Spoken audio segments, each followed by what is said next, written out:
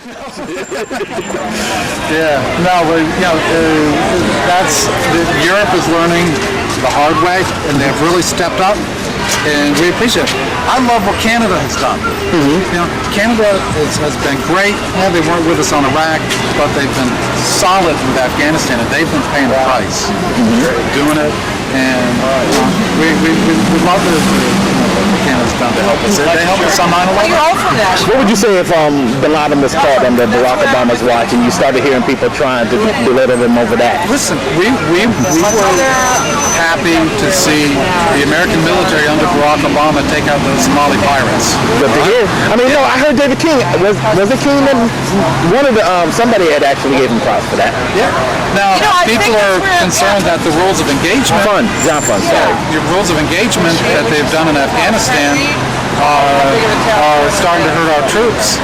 I understand why they're trying to do it as far as counterinsurgency.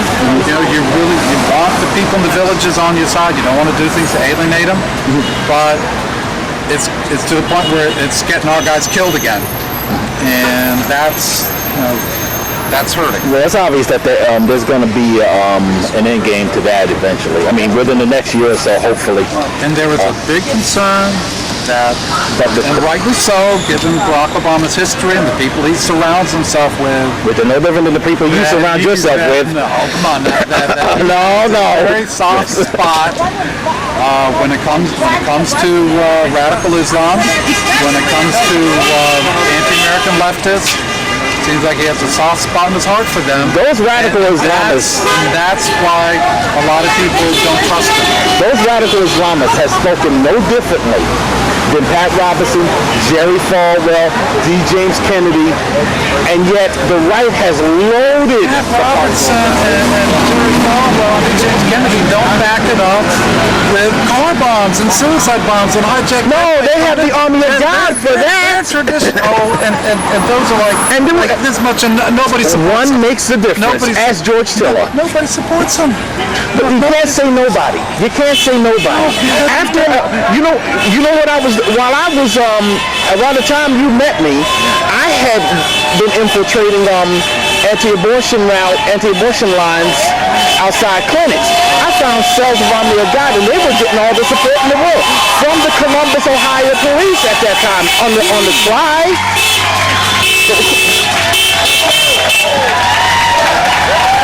I mean, so there is a concern. Yeah, there's got to be a little support out there for them to still be around. I'll give you that. But when I say nobody, I mean it ain't big. It's not like they're carrying the day. It's not like they're influencing. But when you hear the responses about George Tiller's death, and they're kind of like a tepid, I'm sorry that this happened. It seems more like, I'm sorry it happened because it makes us look bad. The quote exactly how people say they don't want anything to happen to Barack Obama because they don't want it to come back on them. What happened with George Tiller, for a lot of people, it was a reaction like in the old days where you had the neighborhood bully that nobody could do anything about. He was just beating the crap out of everybody until finally one day someone took care of him and the whole town went, man, that happened. But at least, the people of our town are saying, yes, you want, law and justice. But why does this always come from? I'm not approving of what happened to George Tiller. I don't. But I'm just trying to tell you where some people are coming from. But that's dangerous too, because you're talking about whenever I see a domestic terrorist attack here in the States, the only time, 9/11 and World Trade Center in '95.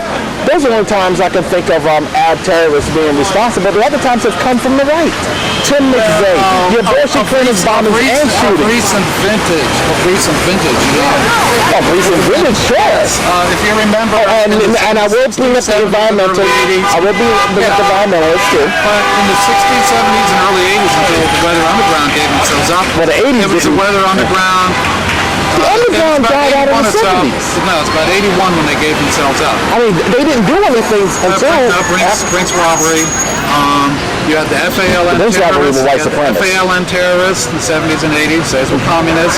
You had the SLA. Those were communists. I don't even know if you can really count the SLA as being anything. I don't think they had a political line for any. I mean, but at any rate, that's where the violence was coming from then. And then everyone chilled out for a while because I was like, oh, this is really bad.